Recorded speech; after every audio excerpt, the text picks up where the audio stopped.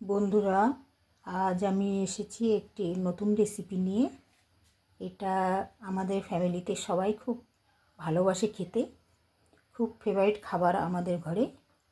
তো নিয়েছি লাহি কচু। এটা আসামে খুব ভালো পাওয়া যায়, এটা অনেক জায়গায় পাওয়া যায় এটা। তো এইটা কি করি, এটা এই পিছন ধারটা এতটুকু এতটুকু বাদ দিয়ে এটা কোনো অন্য তরকারিতে দেওয়া যাবে। এই মুখের ধারটা, মুখের পাশটা চাক চাক করে কেটে নিয়েছি। কেটে একটু ফুটন্ত জলে ভাপ দিয়ে নিয়েছি। ভাপ দিয়ে নেওয়ার পরে তারপরে জলটা ছেঁকে এটার মধ্যে লবণ, হলুদের গুঁড়ো, লঙ্কার গুঁড়ো দিয়ে রেখেছি। আর এটা তরকারিও খাওয়া যায়, ভাজাও খাওয়া যায়।